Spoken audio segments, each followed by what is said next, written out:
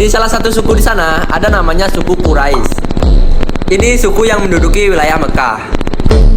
Nah, di suku ini lahirin anak yang namanya Muhammad bin Abdullah, atau biasa dikenal sebagai Nabi Muhammad.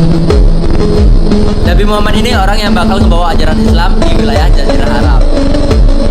Tapi pas di awal penyebarannya, ajaran ini sempat ditolak di wilayahnya sendiri, ya di Mekah. Karena ya ajaran ini dianggap bertentangan sama tradisi lama mereka. Gitu. BTW di zaman itu, orang-orang di wilayah Jazirah Arab masih nyembah berhala. Ya kayak patung gitulah di sekitar wilayah Ka'bah di Mekah. Tempat ini emang dianggap suci dari dulu. Di sini kayak pusat ekonominya. Anjay. Banyak orang-orang dari Jazirah Arab yang berdatangan ke sini. Mereka biasanya berdagang sama ziarah. Jadi ya pemimpin Mekah nih kayak gak mau tradisi mereka rusak lah. Takut bisnis berhalanya bangkrut. Nah, karena ditolak, Nabi Muhammad sama pengikutnya mutusin buat beralih ke Madinah. Pas di Madinah, ajaran ini mulai diterima. Karena ya di waktu itu masyarakatnya kayak udah capek lah sama perang antar suku. Di sana ada dua suku besar yang sering banget bentrok, suku Aus sama suku Khazraj. Nah, ajaran yang dibawa Nabi Muhammad ini kayak jadi solusi terang lah. Ya wis intinya, ajaran yang dibawa Nabi Muhammad berhasil nyatuin suku-suku yang sering perang di Madinah. Pelan-pelan orang-orang Madinah dari berbagai suku pun mulai bersatu. Dan dari sini kebentuk komunitas Islam pertama di Madinah. Seiring berjalannya waktu, orang-orang di Jazirah Arab mulai tertarik sama agama Islam.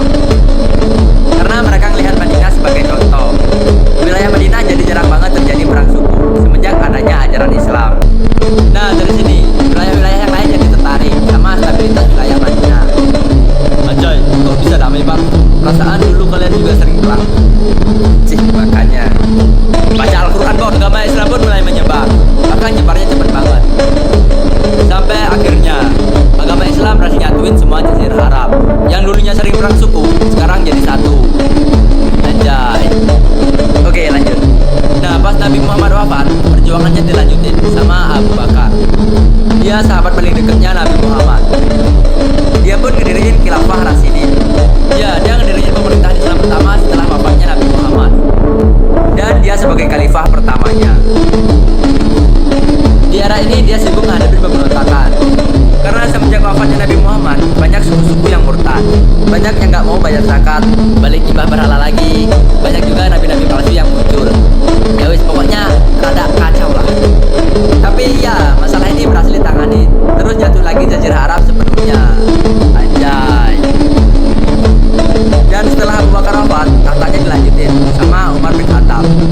Ya, khalifah kedua.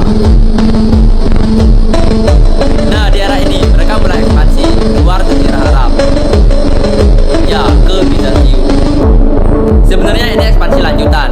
Di eranya Abu Bakar mereka juga sempat melakukan ekspansi, tapi yang ini skalanya lebih besar.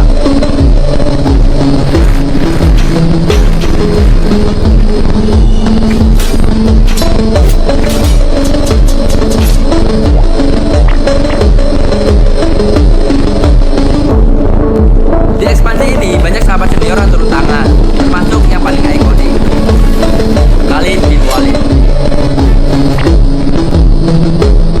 Padang pasir ini akan Dan ya, beberapa kota di Bizantium pun berhasil dikuasai. Anjay. Nah, habis itu mereka ngepung Yerusalem. Pengepungan ini berlangsung berbulan-bulan. Karena ya, pertahanan di Yerusalem lumayan kuat. Tapi untungnya, kota-kota sekitarnya udah dikuasai. Jadi bikin Bizantium susah kirim bantuan ke Yerusalem. Dan kota ini jadi terisolasi. Nah, tinggal nunggu waktu ini hancur. Yoi. Karena udah terdesak, petinggi di Yerusalem mutusin buat nyerah. Ya, soalnya sama aja. Kalau mereka tetap teguh bertahan, lama-lama juga bakal dikuasai. Ya, soalnya udah terlanjur terisolasi lah. Nanti malah buang-buang nyawa. Dan ya, setelah negosiasi, pihak Yerusalem resmi nyerahin Yerusalem ke tangan Muslim. Tapi ada syaratnya. Pas penyerahan Yerusalem, mereka minta jaminan keamanan buat penduduk lokal di sana. Oke. Pihak Muslim pun setuju. Bahkan gak cuma warga Kristen yang dijamin keamanannya, mereka juga welcome-in bangsa Yahudi. Ya wes, intinya selagi mereka gak memberontak, siapa aja boleh beraktivitas di Yerusalem. Mereka pun hidup berdampingan di bawah kekuasaan baru. Umat Muslim juga ngebangun masjid di sana. juga menganggap Yerusalem sebagai tempat yang suci karena di sini terjadi peristiwa Isra Mi'raj. Dan ya, kota ini pun jadi tempat suci bagi 3 agama besar di sana.